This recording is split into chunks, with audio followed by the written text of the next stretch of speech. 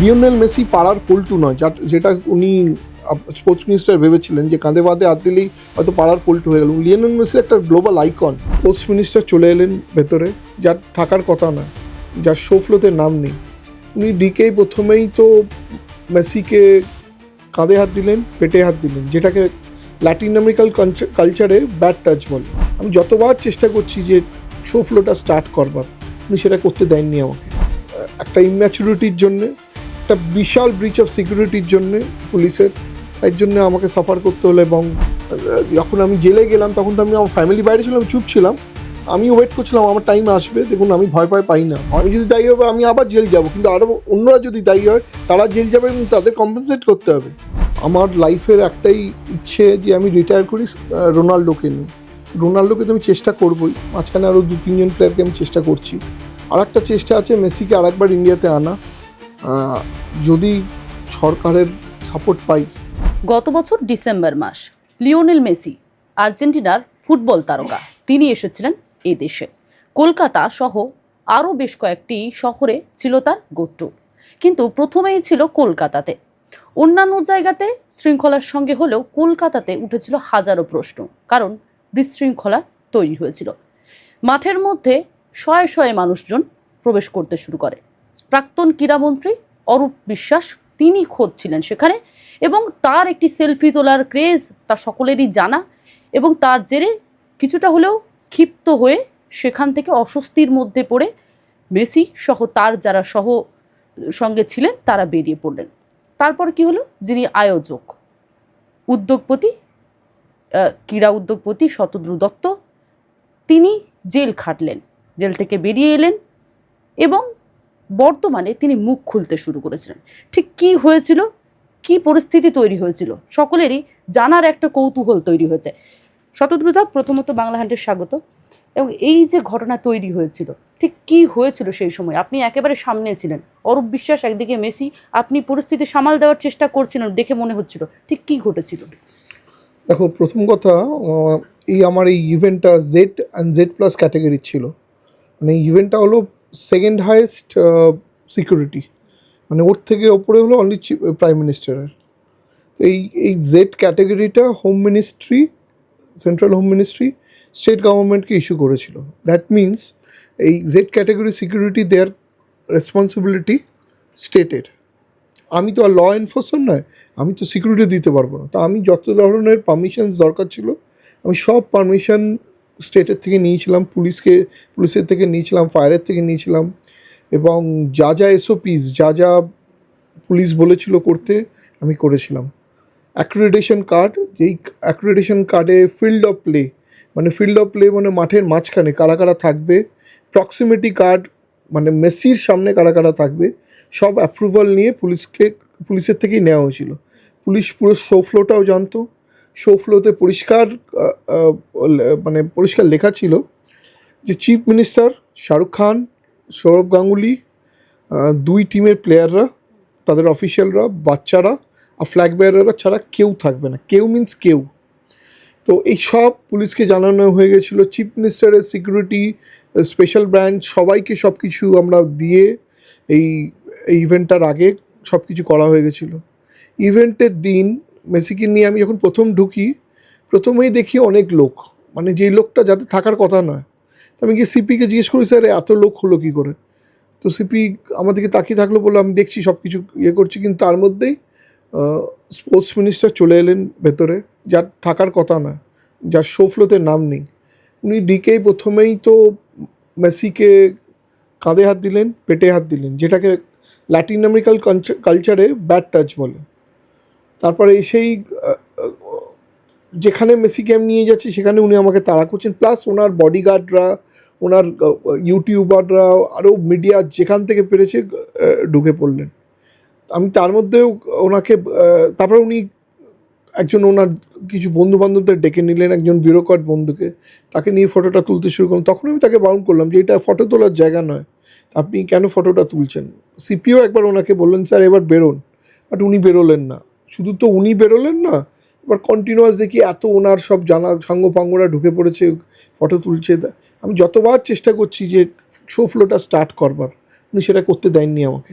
এবার হয়ে গেল কি, এবার আমি তার মধ্যে বারবার বলছি পুলিশকে যে পুলিশ মাঠটা আপনারা খালি করুন, বিকজ মাঠে তো এত লোক হওয়ার কথা নয়, কেউ হওয়ার কথা নয়।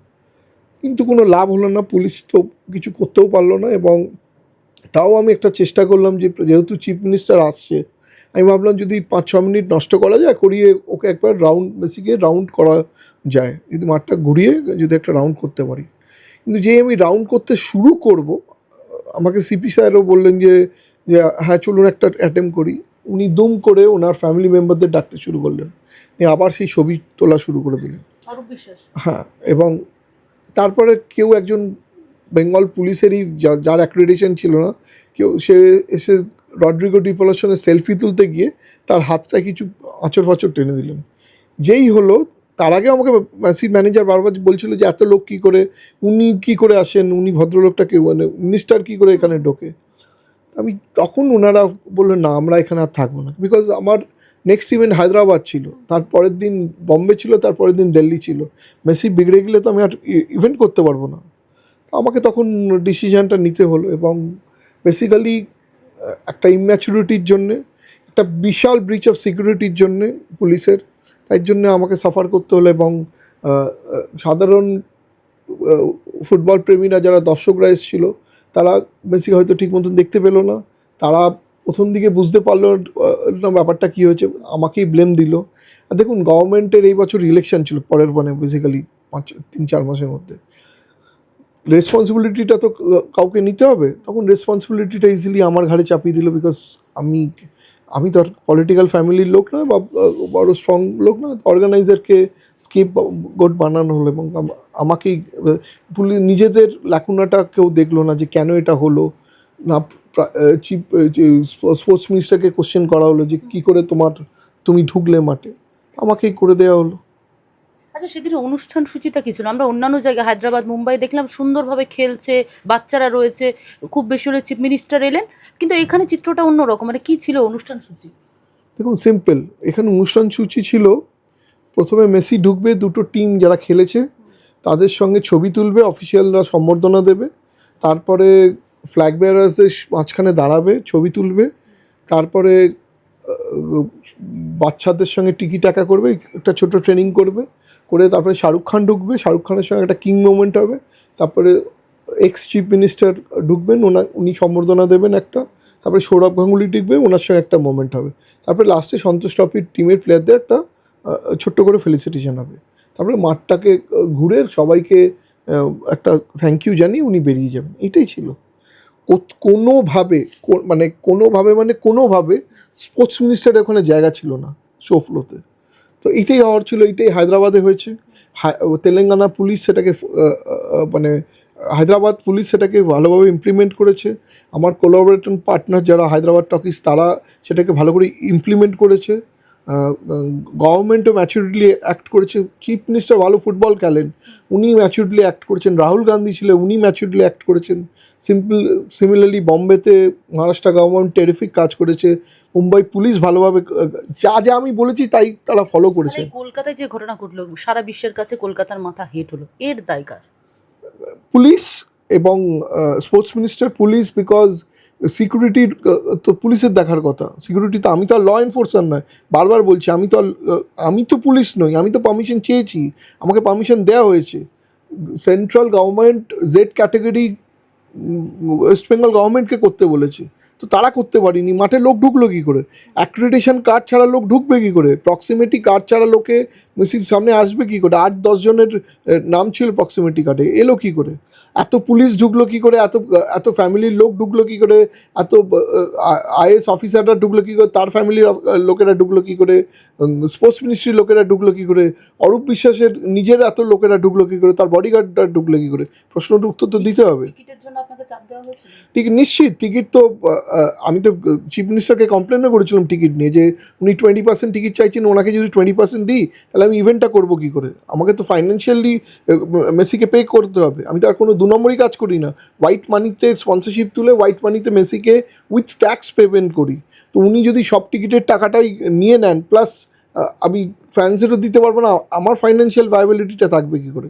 সেটা চিঠি দিয়েছিলাম, তার উত্তর আসেনি। লাস্টে উনি বললেন 20 না, তোকে 15% করে দেবো। কিন্তু 15% না, উনি অনেক কিছু লাস্টে চাপ দিয়ে অনেক কিছু করেছেন। তখন আর আমার মাইন্ড চলছিল না, কেননা ওই একটা দমবন্ধ পরিবেশ হয়েছিল, তা আমি চুপ করেছিলাম।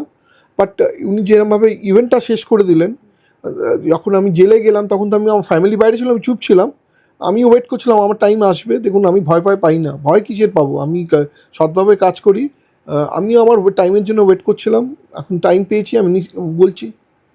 একেবারে সরকার পরিবর্তন হলো, আপনি আপনার সামাজিক মাধ্যম থেকে আমাদের সামনেও একেবারে খোলাখুলিভাবে বলছেন, এই পরিবর্তন অপেক্ষায় ছিলেন আপনি? অ্যাবসোলুটলি। দেখুন, পলিটিক্যাল মিসইউজ যদি হয়, তখন তো আমাকে একটুখানি বুদ্ধি ধরে রাখতে হবে না? বিকজ আপনি জানেন, আমি যদি খুব বেশি ইয়ে করি, আমার অন্যভাবে আমার কোনো ক্ষতি হয়ে যেতে পারতো। বাট আমি অলওয়েজ জানতাম না আজ না কাল আমি চান্স পাবো। আর আমি তো শুধু মিডিয়াতে মুখ খুলছি না, আমি কোর্টে যাচ্ছি, আমি ফাইল করছি 100 কোটি টাকার কেস। প্রত্যেকটা ইন্ডিভিজুয়াল যারা মাঠে ঢুকেছিল সবার এগেনস্টে কেস হবে। যা মানিটারি কম্পেনসেশন দেবে, যা পাবো সেটা সব দর্শক, যারা যারা দর্শক এসেছিল তাদের দেওয়া হবে। অরূপ বিশ্বাসকে জবাব দিয়ে দিতে হবে যে উনি মাঠে ঢুকে কেন ইভেন্টটা শেষ করে দিলেন। পুলিশকে বলতে হবে কী করে সিকিউরিটি ব্রিচ হলো। Police is also responsible. এবং আমি বলবো এই গভর্নমেন্টকে ইমিডিয়েটলি একটা ইনভেস্টিগেশন করা উচিত, বিট সিআইডি আর বা অন্য কোনো, এবং ইনভেস্টিগেট করা হোক, আমাকেও ইনভেস্টিগেট করা হোক আমি সত্যি করে দায়ী কিনা। আমি যদি দায়ী হবে আমি আবার জেল যাব, কিন্তু আরও অন্যরা যদি দায়ী হয় তারা জেল যাবে এবং তাদের কম্পেনসেট করতে হবে। আপনার কি জেল যাওয়াটা উচিত ছিল? মানে এত জায়গায় এতজন মাঠে ঢুকলেন, সেখানে আপনি আপনাকে আমি বারবার বলছি না, আমি একটা সফট পন, আমাকে করলেই তো বাকিরা বেঁচে যাবে না। সবাই জানে এটা কি হয়েছিল। চিফ স্পোর্টস মিনিস্টারকে তো জেলে পাঠাতে পারবে না, পুলিশকে তো আর জেলে পাঠাতে পারবে কেন? দেখুন, তখন তো ওই সময় যদি ডিসিশন না নেয় তাহলে তো পাবলিক ব্যাকলাসটা গভর্নমেন্টের ওপর পড়বে। ইলেকশন ইয়ার, আমাকে যদি না দেয় তাহলে রাগটা কমবে কী করে? কিন্তু পাবলিক আজ কিছুদিনের পরে বুঝতে পেরেছিল। আর যা বাকি বুঝতে পারিনি আমি এখন বুঝিয়ে দিচ্ছি, ব্যাপার সত্যিটা বলে দিচ্ছি। আর আমি শুনুন, বারবার বলছি তো একটা ইনভেস্টিগেশন হোক। একটা স্পেশাল ইনভেস্টিগেশন টিম উনারা করেছিলেন, যেখানে ইনভেস্টিগেশনে শুধু আমি ছাড়া কাউকে ডাকা হয়নি। সেখানে যে সিপি যার শোকজ হয়েছিল তিনি ওই টিমের মেম্বার ছিল, তাই সেটাই ইম্পার্শিয়াল কী করে হলো? একটা ইম্পার্শিয়াল করতে গেলে তো এখন করা উচিত না। পুলিশ কি পুলিশের কখনো ইনভেস্টিগেশন করতে পারে? এটা বায়াসড হবে তো। রাজ্য সরকার পরিবর্তনে অনেকে অনেক কারণ দর্শাচ্ছে, তার মধ্যে দুর্নীতি থেকে একাধিক ইস্যু। সেই জায়গায় দাঁড়িয়ে অনেকে বলছেন মেশিকাণ্ডেরও প্রভাব পড়েছে, আপনি কি বলবেন? দেখুন, জেনজি বা ইয়াং জেনারেশন যারা যারা মেসি ভক্ত, যারা ফুটবল ভক্ত, তাদের তো একটা এফেক্ট পড়েছেই। দেখুন, আপনাকে একটা জিনিস বারবার বুঝতে হবে, লিওনেল মেসি পাড়ার পল্টু নয়, যেটা উনি স্পোর্টস মিনিস্টার ভেবেছিলেন যে কাঁধে বাঁধে হাত দিলেই হয়তো পাড়ার পল্টু হয়ে গেল। লিওনেল মেসি একটা গ্লোবাল আইকন, একটা ন্যাশনাল এম্বারেসমেন্ট হয়েছে, একটা স্টেটের এম্বারেসমেন্ট হয়েছে।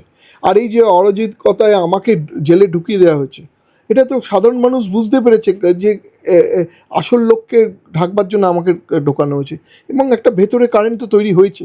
আমি যে এত ইভেন্ট এর আগে করেছি কলকাতা পুলিশের সঙ্গে, এমনকি আমি মহেশতলাতে অভিষেক ব্যানার্জির সঙ্গে করেছিলাম, আরও ওনার এই টিএমসির অনেক নেতাদের সঙ্গে করেছিলাম, তাদের ওখানে কিন্তু কোনো প্রবলেম হয়নি। এটা হলো কেন? এখানে হলো বিকজ পুলিশ সারেন্ডার করে দিল লাস্টে।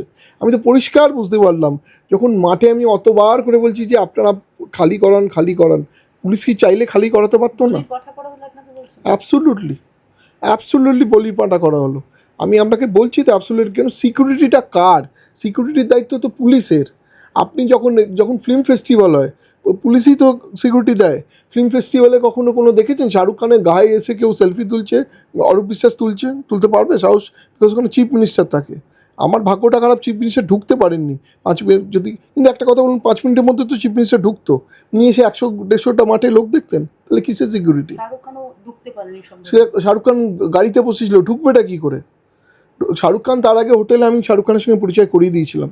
এমনকি ওই ভিড়ের মধ্যে আমি সৌরভ গাঙ্গুলির সঙ্গে একটা হ্যান্ডশেক করে দিয়েছিলাম। সৌরভ গাঙ্গুলি তো বারবার জিজ্ঞেস করছে এটা কী হচ্ছে। সবাই, আর আপনি একটা বুঝুন, একটা মাঠের মধ্যে অত পুলিশ রয়েছে, পুলিশ মাঠটাকে খালি করবে না? আমি এত কিছু বলার পরেও স্পোর্টস মিনিস্টারকে বলবে না যে আপনি মাঠ থেকে বেরোন? ওনাদের কাছে তো শো ফ্লোটা ছিল। সুজিত বসু থেকে অরূপ বিশ্বাস, হারের কারণ কি এই মেসিকাণ্ড? দেখুন, আমি সুজিত বোসেরটা বলতে পারবো না, কারণ সুজিত বোস তো মাঠে ছিল না। জেনজি বা ইয়াং জেনারেশন একটা তো এফেক্ট হয়েছে, এটা আমি মনে করি। কারণ আমি যত মেসেজ পাই তাতে তো অনেকজনই তাদের খারাপ লেগেছে কি একটা ফুটবলারকে, এত বড় মাপের ফুটবলারকে এরমভাবে মানে ডিসরেসপেক্ট করা, এটা তাদের ভালো লাগেনি। বাংলায় আসবে আর অন্য কোনো তারকা আপনার হাত ধরে? দেখুন, আমি তো দুটো বিজেপি স্টেটে ইভেন্ট করেছি। তাদের তাদের না একটা লাইন ড্র আছে, যে পলিটিশিয়ান আর পুলিশদের নিজেদের মধ্যে একটা লাইন ড্র করা আছে, যে এর বাইরে পলিটিশিয়ানদের অ্যালাউ পুলিশ করবে না সিকিউরিটির জন্য। তো বিজেপির দুটো স্টেটে আমি যখন ইভেন্ট করে দেখেছি, even Hyderabad, Telangana is a Congress government, ওখানে পুলিশ খুব স্ট্রং, মিনিস্টাররাও রেসপন্সিবল। দেখুন কী হতে হয়, একটুখানি ম্যাচিওর্ড হতে হয়, তাদের একটু বোঝা উচিত যে এটা একটা স্টেটের রেসপেক্ট, আর এটা প্রাইভেট ইভেন্ট নয়, এটা পাবলিক ইভেন্ট। আপনি পাবলিক ইভেন্টে প্রাইভেট ফটো তোলাতে পারেন না, আপনি কারোর কাঁধে হাত দিতে পারেন না, কাউকে কন্টিনিউয়াস চেস করতে পারেন না। এইটুকু ম্যাচুরিটি থাকলে, আর যদি গভর্নমেন্ট ভালো করে সাপোর্ট দেয়, আমি তো গভর্নমেন্টের থেকে 5 টাকাও নিইনি, আমি এই গভর্নমেন্টকে রিকোয়েস্ট করবো, যদি ওনারা আমাকে সিকিউরিটি সাপোর্ট দেয়, আমার কিচ্ছু দরকার নেই, আমি নিশ্চিত করবো। কেননা কোনো বাঙালি ছেলে, বাংলার ছেলে, আমি এই কলকাতায় মেসিকে এনেছিলাম একটা বিলিয়নিয়ারের অফারকে না করে, আমি অনেক কোটি কোটি টাকা কামাতে পারতাম, কিন্তু আমি করিনি, কারণ আমি ফ্যান্সের কথা ভেবেছিলাম। দেখুন, আমি ব্যবসায়ী তো ভুল নয়, ব্যবসা তো ভুল নয়, ব্যবসা যদি সৎভাবে করা হয়, ট্যাক্স দিয়ে করা হয় তো ভুল নয়। এরম ব্যবসা করেই তো মানুষ ফুটবলটাকে বড় করবে, ক্রিকেট আজ এত বড় কেন, আইপিএল তো সবচেয়ে বড় ব্যবসা, আইপিএল কি হচ্ছে না? তাই যদি গভর্নমেন্ট সাপোর্ট করে, নিশ্চিত করবো, কেন করবো না। বাংলায় তো বিজেপি সরকার, আশা রাখছেন? আমি তো আশা রাখছি। দেখুন, আমি কেন আশা রাখছি, যেহেতু আমার দুটো বিজেপি স্টেটে আমি করেছি, এবং আমার অনুপস্থিতিতে তারা দায়িত্ব নিয়ে ইভেন্টটা করে দিয়েছে। নতুন এখনো পর্যন্ত যে স্পোর্টস মিনিস্টার বা ক্রীড়ামন্ত্রী এই রাজ্যে এখনো নাম ঘোষণা হয়নি, নাম ঘোষণা হলে কি সাক্ষাৎ করবেন? দেখুন, আমি কে সাক্ষাৎ করার, ওনারা যদি টাইম দেন, আর প্রথম কথা আমার কাছে কিছু প্রপোজাল থাকে, তখন নিশ্চিত যাব। কারণ আমি জাস্ট গিয়ে তো এমনি ওনার সঙ্গে, দেখুন আমি নেটওয়ার্কের মিসইউজ করতে চাই না, ভালো কিছু থাকলে ওনারা যদি অ্যাপয়েন্টমেন্ট দেন, নিশ্চিত মিট করবো, কেন করবো না। কলকাতার ছেলে, বাঙালির ছেলে, আরও ফুটবলাররা থেকে শুরু করে তারকা আসবে, মানে এমনটা আশ্বাস দিচ্ছেন বাঙালিদেরকে? কারণ আপনার ওপর অনেকে ভরসা করে আছেন, আপনি এর আগেও অনেক ইভেন্ট করেছেন, এখন অনেকে আপনার মানে ফ্যানেরা যারা রয়েছেন, মেসির ফ্যান থেকে শুরু করে সামাজিক মাধ্যমে আপনার হয়ে কথা বলছেন অনেকে। দেখুন, আমার তো এটা একটা ব্যবসা প্লাস প্যাশন। হ্যাঁ, আমার লাইফের একটাই ইচ্ছে যে আমি রিটায়ার করি রোনাল্ডোকে নিয়ে। তো রোনাল্ডোকে তো আমি চেষ্টা করবই, মাঝখানে আরও 2-3 জন প্লেয়ারকে আমি চেষ্টা করছি। আর একটা চেষ্টা আছে মেসিকে আরেকবার ইন্ডিয়াতে আনা, যদি সরকারের সাপোর্ট পাই, একবার কলকাতাতেও আনা, কেন আনবো না একবার। দেখুন, আমারও তো কষ্ট না, 3 বছর কষ্ট করে মেসিকে রাজি করিয়ে নিয়ে এলাম, ইভেন্টটা ঠিক মতন করতে দিল না, আমি একটা চেষ্টা করবো, নেভার সে নেভার। এরপরে কি মেসির সঙ্গে কথা হয়েছে আপনার? অ্যাবসোলুটলি, মেসির সঙ্গে আমি নেক্সট ইয়ারই মেসিকে অন্য জায়গায় নিয়ে আসছি, কেন আনবো না। মেসি তো প্রোটেস্ট করেছিল, মেসি, সুয়ারেজ, ডিপল ফ্লাইটেই তো যখন আমাকে অ্যারেস্ট করছিল বলছিল যে ওনার কি ফল্ট, মিনিস্টারও বারবার বলছিল, পুলিশে তো জানে, জিজ্ঞেস করবেন, এখন অস্বীকার করবে কিনা জানি না, মিনিস্টারও বলছিল তো। আর মেসির সঙ্গে অত বড় গ্লোবাল আইকন, আমার তো কোনো দোষ নেই, ওনার বাবা, ওনার পুরো টিম আমার ওপর কম্পিটিশনের দিকে আমায় বলেছে, না তোমার উপর আমাদের খারাপ লাগছে, তুমি এত কিছু করলে তোমাকে অ্যারেস্ট করে নিল। অসংখ্য ধন্যবাদ। আমাদের সঙ্গে এতক্ষণ ছিলেন ক্রীড়া উদ্যোগপতি শতদ্রু দত্ত। বাংলার মানুষের কথা ভেবে তিনি বললেন যে রোনাল্ডো হয়তো আসতে পারেন, মেসিকে আবারও তিনি আনবেন, এমনটা চেষ্টা করে দেখবেন, এমনটা কিন্তু জানালেন আমাদের ক্যামেরার সামনে। ক্যামেরায় পুষ্পেন্দু শেখর, শোভনের রিপোর্ট, বাংলা হান্ট, কলকাতা। আরো ভালো ভালো খবর দেখতে সাবস্ক্রাইব করুন বাংলা হান্টের ইউটিউব চ্যানেল। বাংলা হান্টের আরো খবর দেখতে নজর রাখুন। বাংলা খবর মানেই বাংলা হান্ট।